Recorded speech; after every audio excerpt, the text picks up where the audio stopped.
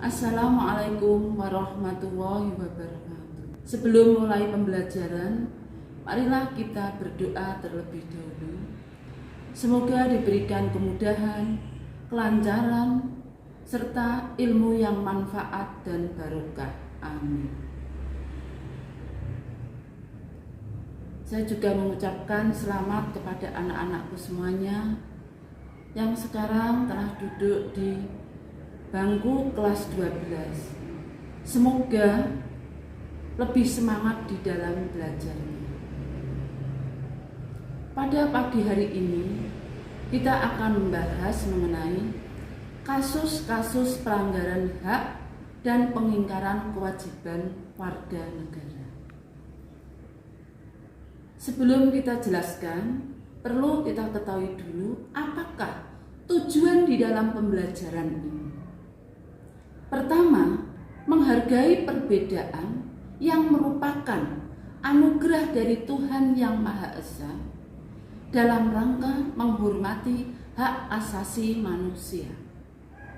Kemudian yang kedua, bisa bersikap proaktif terhadap kasus-kasus pelanggaran hak dan pengingkaran kewajiban. Kemudian yang ketiga, bisa menganalisis nilai-nilai Pancasila terkait dengan kasus-kasus pelanggaran hak dan pengingkaran kewajiban.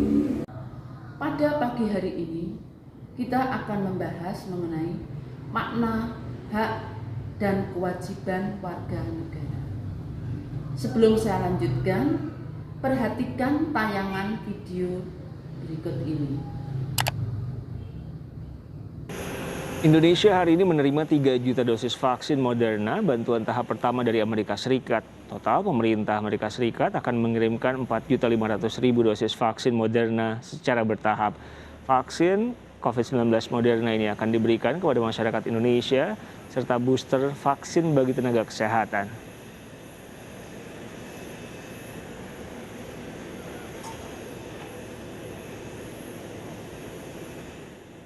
Sementara itu vaksinasi COVID-19 hingga hari ini sudah ada 36.267.019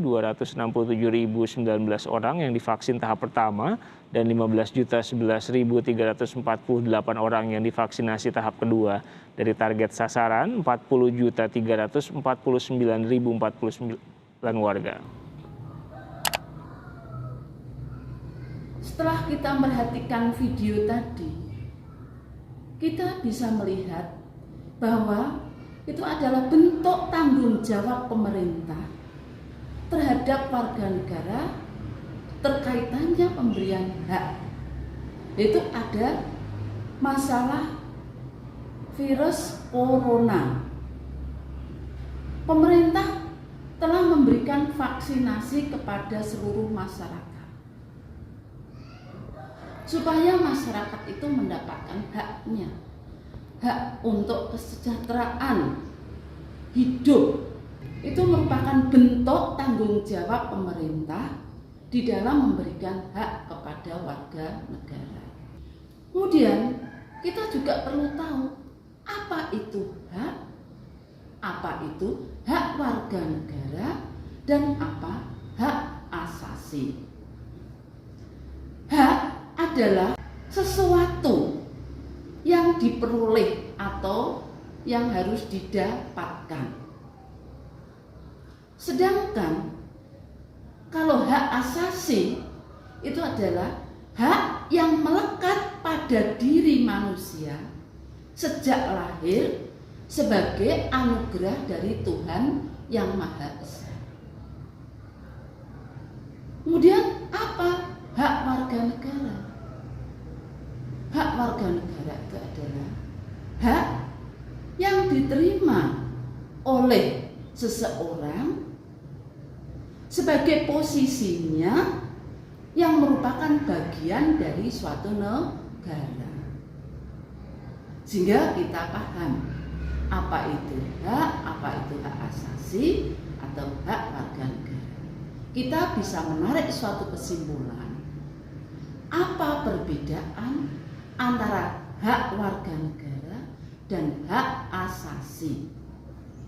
Kalau hak asasi itu adalah bersifat universal. Maksudnya universal itu bagaimana? Umum. Sifatnya itu umum. Tidak terikat status kewarganegaraan.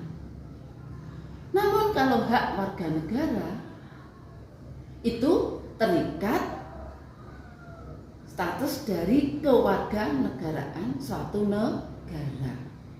Sehingga semua hak asasi itu merupakan hak warga negara.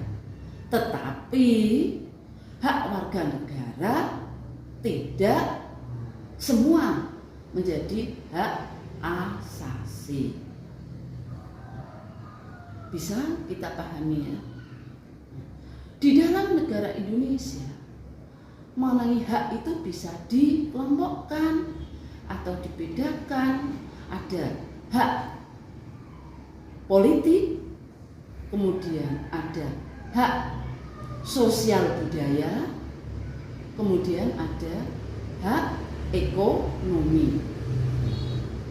Kalau hak politik, seperti kita lihat pada gambar ini, yaitu warga negara diberikan hak untuk memilih maupun dipilih di dalam pemilihan umum. Kemudian masih ada lagi, yaitu berhak untuk memasuki suatu organisasi politik. Bisa lagi berhak untuk menyampaikan pendapat atau pikiran. Kemudian yang hak sosial budaya. Hak sosial budaya itu berhak untuk mendapatkan kesejahteraan sosial, berhak untuk mengembangkan nilai-nilai budaya. Dan yang hak ekonomi bagaimana? Itu hak ekonomi, warga negara itu berhak untuk mendapatkan kesejahteraan ekonomi, berhak untuk mendapatkan bagian kekayaan dari negara Indonesia. Jadi kita sudah membahas mengenai hak tadi ya. Kemudian kita lanjutkan, yaitu mengenai kewajiban. Di dalam kewajiban ini juga nanti kita temukan apa itu kewajiban, apa itu kewajiban warga negara, dan apa itu kewajiban asasi. Kewajiban adalah sesuatu yang harus dilakukan sesuai dengan ketentuan yang berlaku. Kemudian, kewajiban warga negara itu apa?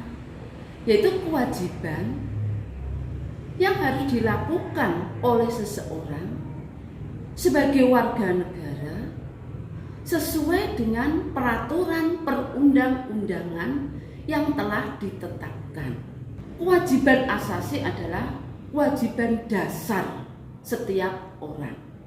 Secara umum, kewajiban warga negara terhadap pemerintah itu antara lain: 1. Patuh terhadap peraturan yang berlaku. 2. Berkewajiban membela negara. 3. Berkewajiban menghormati orang lain. Setelah kita membahas hak dan kewajiban, berarti kita perlu mengetahui bagaimanakah hubungan antara hak dan kewajiban itu. Kalau kita membahas mengenai hubungan, jelas antara hak dan kewajiban itu adalah tidak dapat terpisahkan, merupakan suatu kaitan atau merupakan suatu keterkaitan. Karena seseorang setelah melaksanakan kewajibannya, maka dia akan mendapatkan haknya. Sebagai tugas, tonton tayangan video berikutnya, kemudian kerjakan soal-soalnya. Saya akhiri pertemuan pada pagi hari ini. Wassalamualaikum warahmatullahi wabarakatuh. 3 hingga 20 Juli akan diberlakukan PPKM darurat di daerah Jawa Bali. Apa saja peraturannya? Kegiatan perkantoran sektor non-esensial 100% work from home atau bekerja dari rumah. Sektor esensial seperti bank, hotel, dan perusahaan teknologi informasi dan komunikasi, 50% bekerja dari kantor. Sektor kritikal seperti energi, kesehatan, industri makanan dan minuman, dan lainnya, diperbolehkan 100% work from office atau bekerja dari kantor dengan pengetatan prokes. Supermarket dan pasar hanya boleh dipadati pengunjung dengan kapasitas 50% dan beroperasi hingga pukul 20. Apotik dan toko obat diperbolehkan buka full 24 jam. Kegiatan belajar mengajar juga dari rumah alias daring, dan mal tutup sementara. Apabila hendak memesan makanan di restoran, dine-in tidak diperbolehkan, hanya boleh delivery atau dibawa pulang. Kegiatan konstruksi boleh beroperasi 100% dengan pengetatan prokes. Kegiatan ibadah dan fasilitas umum seperti museum dan gelanggang olahraga tutup sementara. Transportasi umum hanya boleh diisi dengan kapasitas maksimal 70%, pengemudi dan penumpang harus memperketat prokes. Ingin melakukan resepsi pernikahan? Boleh. Dengan syarat hanya dihadiri oleh 30 orang, makan di tempat resepsi tidak diperbolehkan. Untuk perjalanan jauh dengan moda transportasi pesawat, bis, dan kereta api, penumpang harus menunjukkan PCR H-2 dan kartu vaksin minimal dosis 1 untuk pesawat, dan antigen maksimal sehari sebelumnya untuk transportasi lain selain pesawat. Masker harus tetap dipakai. Saat ini penggunaan masker double sangat direkomendasikan, penggunaan face shield tanpa masker tidak diizinkan. Menteri Sosial Tri Risma hari ini menyampaikan bantuan sosial segera dicairkan dalam minggu ini, sesuai dengan instruksi Presiden setelah diterapkannya pemberlakuan pembatasan kegiatan masyarakat atau PPKM darurat se-Jawa Bali pada 3 sampai 20 Juli 2021. Untuk penyaluran bantuan sosial tunai, penerima manfaat akan menerima bantuan uang tunai sebesar Rp600.000 dan tambahan 10 kg beras. Agar bantuan tersebut tepat sasaran, Kementerian Sosial akan menyalurkannya ke rekening masing-masing penerima manfaat. Penerima manfaat dapat mengetahui namanya terdaftar atau tidak melalui laman cekbansos.kemensos.go.id. Dan masyarakat berharap dengan cara seperti ini, bantuan tersebut tepat sasaran sehingga penerima manfaat benar-benar dapat merasakan bantuan dari pemerintah. Penyaluran bantuan uang tunai dilakukan melalui himpunan bank-bank negara, sedangkan tambahan bantuan 10 kg beras melalui perum bulog di setiap wilayah di Indonesia. Setelah dilakukan pembaruan data terpadu kesejahteraan sosial, bantuan disalurkan secara bertahap. Nanti penerima BST dan penerima PKH ya 10 juta PKH, 10 juta BST itu akan terima tambahan beras 10 kilo. Nanti dari Bulog berasnya. Berasnya dari Bulog. Nah, nanti saya akan ngirim data ke Bulog. 6,1 triliun rupiah anggaran bantuan sosial dikucurkan untuk 10 juta penerima bansos tunai. Sementara itu, program Keluarga Harapan menyasar 10 juta penerima dengan total bantuan hampir mencapai 14 triliun rupiah. Bukan hanya itu, pemerintah juga berencana mencairkan dana 45 triliun rupiah bagi 18 juta penerima bantuan pangan non-tunai. Rafraf Kaffi, Kurnia Yuniarwan, Jakarta.